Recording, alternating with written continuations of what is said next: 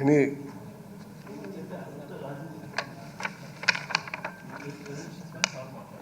అలాగే అందుకే సీఎం గారు అన్నాను, ముఖ్యమంత్రి గారు.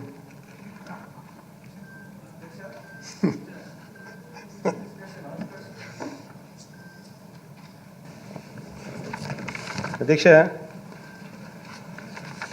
ఈరోజు 2 తీర్మానాలకు సంబంధించి ఈరోజు సభలో యునానిమస్గా తీర్మానాలను ప్రవేశపెట్టి ఆమోదించి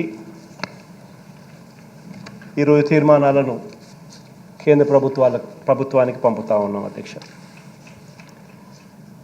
ఇందులో మొదటిది అధ్యక్ష, నా సుదీర్ఘ పాదయాత్ర సమయంలో తమకు అన్యాయం జరిగిందని 70 సంవత్సరాలుగా ఎస్టీ హోదా కోసం పోరాటం చేస్తున్నామని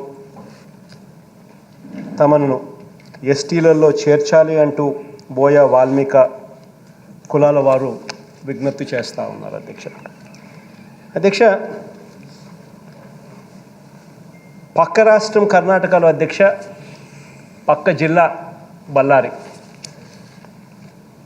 బళ్ళారిలో తమ కులస్తులకు ఎస్టీ హోదా ఉందని, కానీ ఇక్కడికి వచ్చేసరికి మాత్రం రాయలసీమ జిల్లాలలో ఇవ్వలేదని తమ ఆవేదన ఎన్నో దశాబ్దాలుగా వాళ్ళు చెప్పుకుంటూ వస్తూ ఉన్నారు అధ్యక్ష. ఈ మేరకు అధికారంలోకి మనం వచ్చిన వెంటనే వీరికి న్యాయం చేసే విధంగా అఫ్కోర్స్ ఎస్టీ స్టేటస్ ఇవ్వడం అన్నది రాష్ట్ర ప్రభుత్వం పరిధిలో లేనిదైనప్పటికీ కూడా, కానీ ఒకరికి అన్యాయం జరిగింది అని చెప్పి చెప్తా ఉన్నప్పుడు వారికి మన చేతనైంది మనం ఏదైతే చేయాలో ఆ మేరకు ఉపశమన అనేది ఖచ్చితంగా ఇవ్వాల్సిన బాధ్యత, ఆ మానవత్వం ప్రతి మనిషిలోనూ ఉండాలి అధ్యక్ష. ఆ మానవత్వంలో భాగంగానే మనము ఎన్నికలప్పుడు హామీ ఇవ్వడమే కాకుండా మన మేనిఫెస్టోలో కూడా చెప్పడం జరిగింది అధ్యక్ష. మనం వచ్చిన తర్వాత వీరికి మంచి చేసే కార్యక్రమం మన చేతనైన కాడికి, మన పరిధిలో ఉన్న కాడికి ఖచ్చితంగా చేస్తాము అని చెప్పి అందులో పేర్కొన్నట్టుగానే, మేనిఫెస్టోలో పేర్కొన్నట్టుగానే బోయ వాల్మీకి కులస్తులను వాళ్ళ స్థితిగతులపై నివేదిక ఇవ్వటానికి, మన ప్రభుత్వం వాళ్ళ బ్యాక్గ్రౌండ్ను చెప్పడానికి, వాళ్ళ గత హిస్టరీని అంతా కూడా, గత చరిత్రను అంతా కూడా చెప్పడానికి 1 మ్యాన్ కమిషన్ను ఒక రిటైర్ ఐఏఎస్ అధికారి శామ్యూల్ ఆనంద్ కుమార్ ఆధ్వర్యంలో నియమించడం జరిగింది. ఈ కులస్తులు అధికంగా ఉండే రాయలసీమ ప్రాంతంలో, అంటే చిత్తూరు, కర్నూలు, కడప, అనంతపురం జిల్లాలు, ఆయా జిల్లాలలో ఆయా ప్రాంతాలలో ఈ 1 మ్యాన్ కమిషన్ విస్తృతంగా కూడా పర్యటించి ఆ కులస్తులకు సంబంధించిన ఆ కుటుంబాల మీద అధ్యయనం చేసి వారి జీవన ప్రమాణాలు, ఆర్థిక స్థితిగతులు, సామాజిక స్థితిగతులు, వారి గత చరిత్రను అన్నింటినీ కూడా క్షుణ్ణంగా పరిశీలించి వాళ్ళొక నివేదిక తయారు చేయడము, ఆ నివేదికను పొందుపరిచి బోయ వాల్మీకి సహా వారి అనుబంధ కులాలను ఎస్టీలలో ఎస్టీ జాబితాలో చేర్పించాలని కమిషన్కు కూడా సిఫార్సు చేయడం జరిగింది అధ్యక్ష.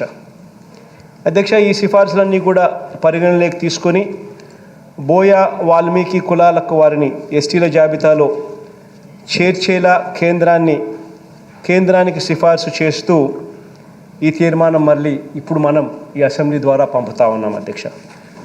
ఇక్కడ ఇంకో విషయం కూడా చెప్పాలి అధ్యక్ష. వీరికి ఎస్టీ హోదా కల్పించాలంటూ ప్రభుత్వం చర్యలు తీసుకోవడం వల్ల అధ్యక్ష, మరీ ముఖ్యంగా కొంతమంది షెడ్యూల్డ్ ఏరియాలలో మరీ ముఖ్యంగా ఒక దుష్ప్రచారాన్ని కూడా కొంతమంది చేస్తూ ఉన్నారు అధ్యక్ష. స్పెషలీ ఆ షెడ్యూల్డ్ ఏరియాలో ఉన్న వాళ్లకు ఇది వాస్తవం కాదు. ఎందుకనంటే ఈ విషయం మీద ఎస్టీ కమిషన్ కూడా ఒక నివేదిక కూడా ఇచ్చారు అధ్యక్ష. వాళ్ళందరికీ కూడా ఊరట కలిగిస్తూ వాళ్ళందరికీ కూడా కొన్ని విషయాలు తెలియచెప్పాల్సిన బాధ్యత ఈ సభ మీద కూడా ఉంది కాబట్టి కొద్దిసేపు ఈ విషయం మీద కూడా మాట్లాడాల్సి వస్తూ ఉంది అధ్యక్ష.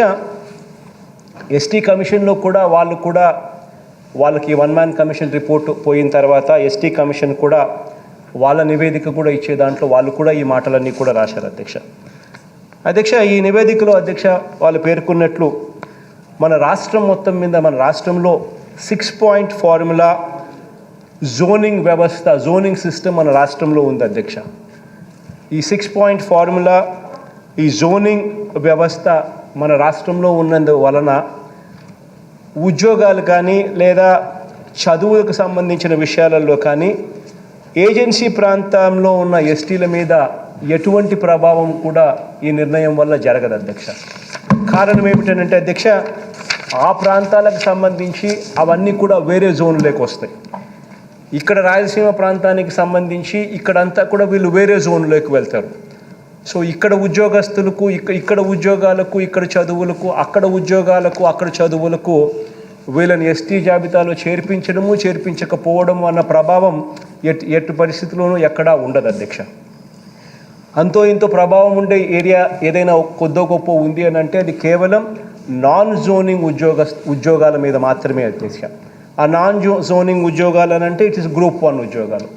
గత 10 సంవత్సరాలుగా ఈ గ్రూప్ 1 ఉద్యోగాలు ఎన్ని నోటిఫై చేశారు అని చూస్తే కేవలం 386 ఉద్యోగాలు మాత్రమే గత 10 సంవత్సరాలుగా గ్రూప్ 1లో నోటిఫికేషన్ జరిగాయి. అందులో 6% రిజర్వేషన్ అంటే పోటీ ఉండదు. కేవలం 386 మీద 6% అంటే కేవలం ఆ 22 ఉద్యోగాల మీద మాత్రమే పోటీ ఉంటుంది. మిగిలినవన్నీ కూడా ఎక్కడ కూడా ఈదర్ దే ఆర్ జిల్లాకు సంబంధించిన డిస్ట్రిక్ట్ జాబ్స్ లేదా జోన్కు సంబంధించిన జాబ్స్. ఈ డిస్ట్రిక్ట్ జాబ్స్ ఈ జోన్కు సంబంధించిన జాబ్సే మొత్తం మీద రాష్ట్రంలో దాదాపుగా 98%, 99% జాబ్స్ అన్నీ కూడా ఆ పరిధిలోకే వస్తాయి. ఈ నాన్ జోనింగ్ పరిధిలోకి వచ్చేటివి అతి చిన్న శాతంలో ఉన్న ఇవి మాత్రమే. కాబట్టి ఇవన్నీ కూడా స్పెషలీ ఏజెన్సీ ప్రాంతంలో ఉన్న నా ఎస్టీ సోదరులకందరికీ కూడా ఎస్టీ ప్రాంతంలో ఉన్న వాళ్ళందరికీ కూడా తెలియాల్సిన అవసరం ఉంది. ఎందుకనంటే గిట్టని వారు కావాలని చెప్పి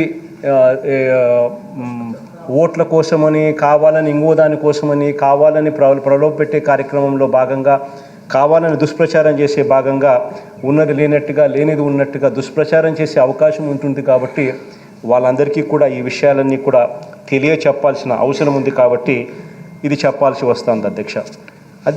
షెడ్యూల్ ఏరియాలో ఉంటున్న గిరిజనులు ఆదివాసులు ఎవరికీ కూడా దీనివల్ల ఎలాంటి భంగం కూడా రాదని మీ జగనన్నగా మీకు హామీ ఇస్తూ ఉన్నానని చెప్పి కూడా ఈ సందర్భంగా తెలియజేస్తాను అధ్యక్ష.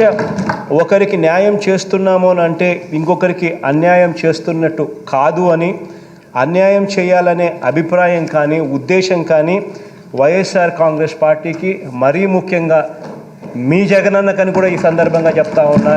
ప్రతి ఏజెన్సీ ప్రాంతంలో ఉన్న ప్రతి ఎస్టీ సోదరునికి కూడా ఉద్దేశించి ప్రతి అక్క చెల్లెమ్మకు కూడా ఉద్దేశించి కూడా చెప్తా ఉన్నా అధ్యక్ష. ఎందుకనంటే అధ్యక్ష, నా రాజకీయ ప్రయాణం మొదలైన తర్వాత ఎస్టీలు నన్ను ఎలా గుండెల్లో పెట్టుకున్నారో నా జీవితం చివరి వరకు కూడా వారిని అలాగే గుండెల్లో పెట్టుకుంటానని చెప్పి కూడా మరొకసారి ఈ సభ ద్వారా ఖచ్చితంగా చెప్తా ఉన్నాను అధ్యక్ష. వాళ్లకు ఇసుమంతైనా కూడా అన్యాయం అన్నది జరిగించే అవకాశము నా ప్రభుత్వంలో ఎప్పటికీ కూడా రాదు అని సందర్భంగా మరొకసారి తెలియజేస్తా ఉన్నాను అధ్యక్ష.